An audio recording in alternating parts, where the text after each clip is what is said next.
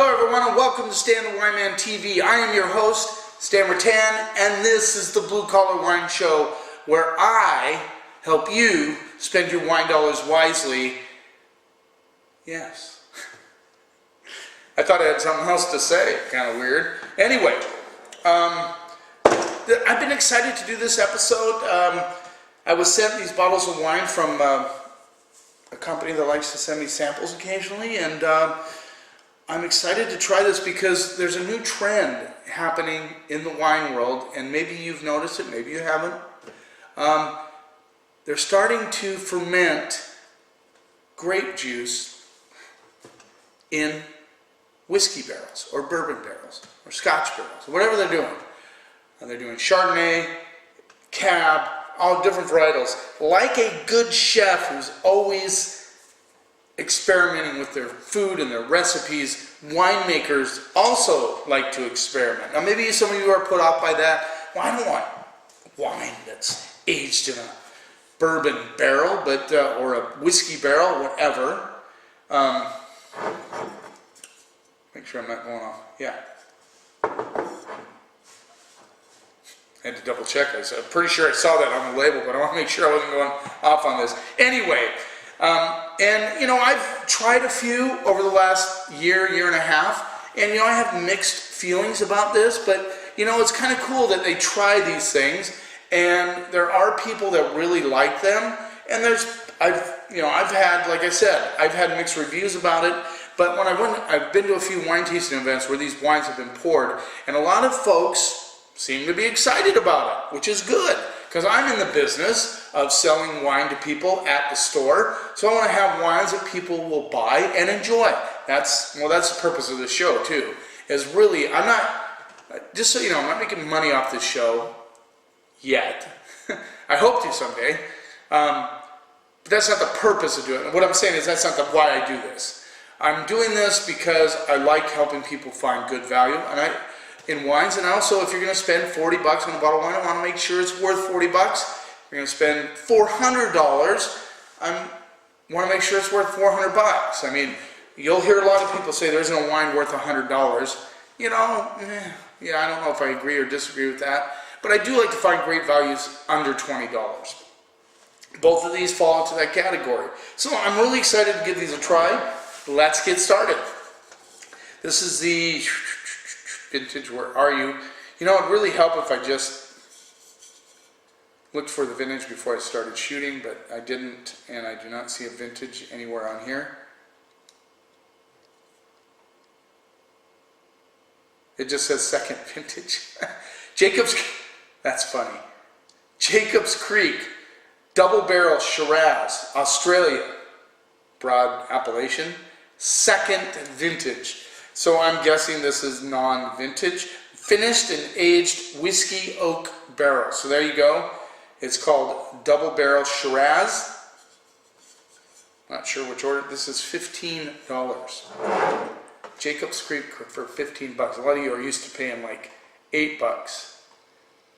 So I'm really curious to see. There you go. Pack it off just. I like it when my son can be my cameraman. He hasn't been here in a while. He hasn't helped me out doing these things solo. But I know you're watching. I know there's folks out there watching. I really appreciate it. Thank you very much. You know, it means a lot to me that you watch. And, you know, I have a lot of customers that watch these things. Decided to head over to Eastern Washington next week. I'm going over to visit Barnard Griffin Winery, pick up some wines over there. Yeah, very excited for that. I'm going to do some golfing over in Richland. Let's see what we get on the nose. One of the things I've noticed about these whiskey barrel aged wines is that they tend to be more concentrated. This one has, I'm getting a little raspberry, cherry action on the nose. A little bit of red licorice coming through. I smell the alcohol. It's not burning my nose, but I certainly am getting it. on the nose.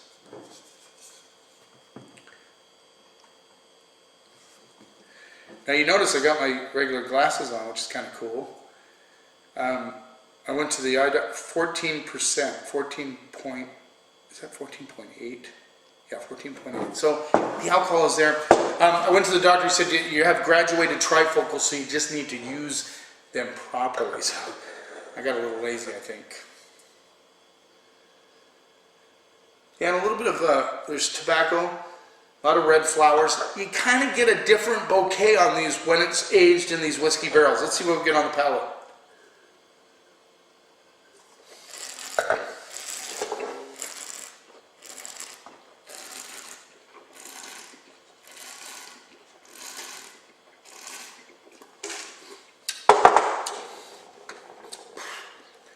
This is typical Australian wine, except there's a difference here.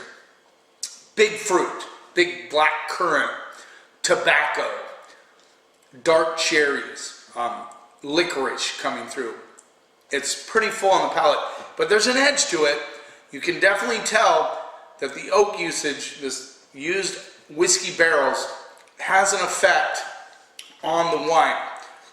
There's some concentration there that you would not get in a regular oak barrel, and it's a difference. You can't taste whiskey necessarily. I wouldn't go that far.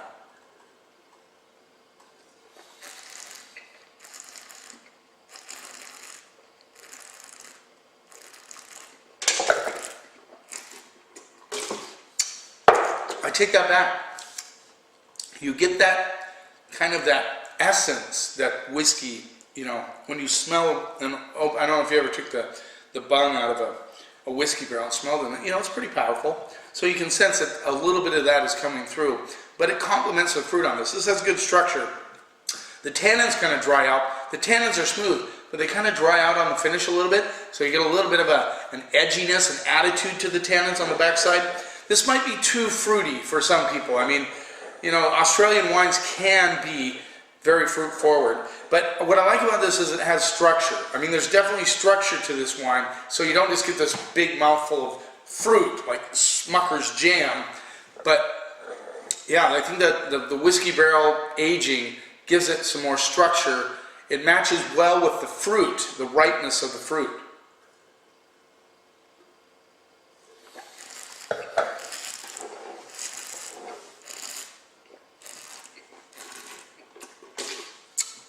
Actually dries out quite a bit right on the back of the mid palate. It doesn't wait till the finish. I mean, it's almost so dry, but then you can feel, I mean, it's really dry, seriously. But you can feel that kind of licorice, sort of liqueur thing coming through. But don't get me wrong, it doesn't taste at all like you know, you don't taste like you're getting whiskey. But I think there's a nice balance, and it adds a different dimension to the wine. I like this wine, actually. I do. $15. It might be a good way to get back into Australian wines. They've really had a funky period for a long time, and I hope they come back. I really wish they would come back because they really have a lot to offer. I'm going to go B- on this wine. It's good structure, smooth tannins, good dryness on the finish. This would be good with a steak for sure. A big fatty rib steak or something like that would match up nicely with this. Yeah, I'm going to go B- on that wine. I think it's pretty good. Let's move on. This is the Jacobs Creek, must be second vintage also. Yes, second vintage.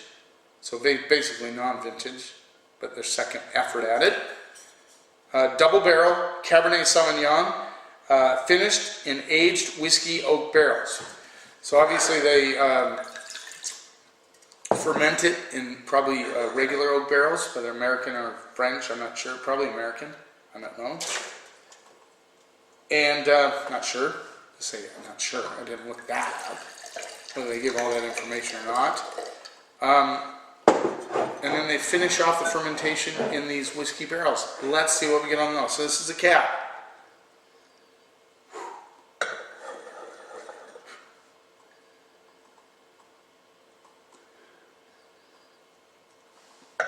It's like somebody took a pile of currants and whipped in asparagus, Brussels sprouts,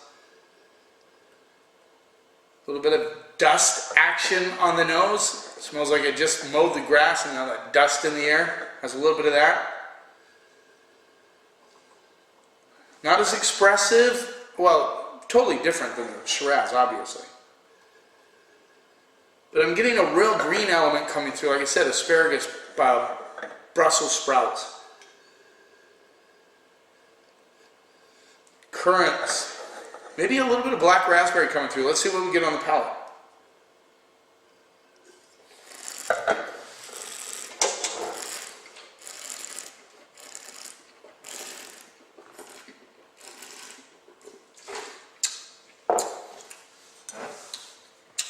Surprisingly light on its feet.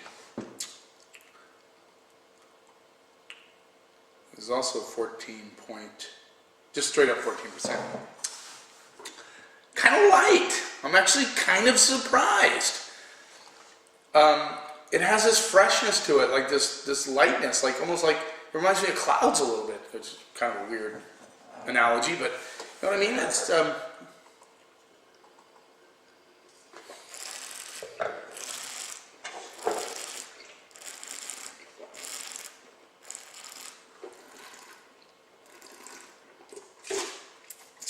I'm getting currants and a lot of blackberries coming through, with a little bit of eucalyptus element.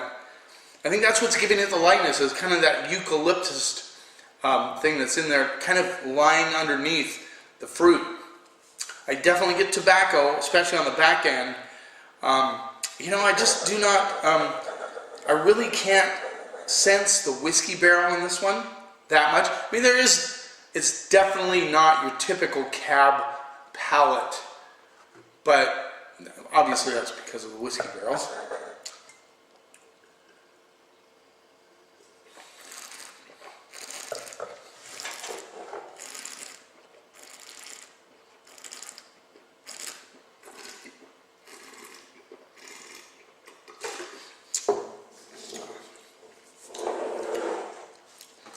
I like this wine.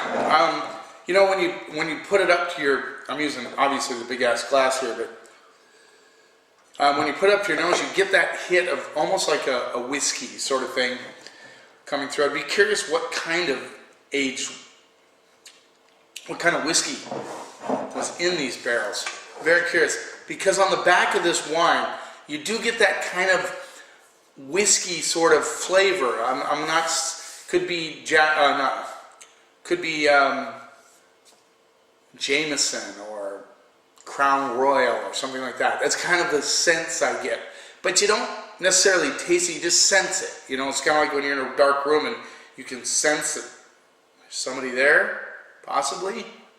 You can sense that. Now, whether or not you could drink this in a blind lineup and say, hey, this has a peculiar flavor, I think it's whiskey, I don't know. I hope you could. That'd be really cool if you could. You need to join the Somm world if you're that good. Not sure if I could, but if I try enough of these, I might be able to say, well, hey, was that aged in whiskey barrels? Because this is going to be a new, I don't know how long this trend will last. I don't know how many winemakers will commit to doing this thing, how many companies, wineries will say, well, let's do this and let's commit to it. That's a big commitment to start buying aged whiskey barrels to age your wine in. But like I said, like winemakers are like chefs. They like to try new things. This is a new trend. We'll see how long it lasts. I'm going to go, I had to close up on this. It doesn't matter. This looks exactly like the Shiraz. Same thing. I did the Shiraz, right? I did, right? There you go. I don't know why I don't do it automatically, but there you go. So I'm gonna go B minus B on this one too. Actually, I might even Shiraz B minus B, Cab B, hedging towards B plus. It's a good cab, it really is. It's got, I like that eucalyptus. I like the balance. I like the freshness. It doesn't get too fruit forward. I like the blackberry cherry notes on it. I think it's a great bottle of wine. It's a good bottle of wine. For $15, I'd definitely go B, hedging, not committing to, but hedging towards B plus. You keep watching, and I'll keep helping you spend your wine dollars wisely.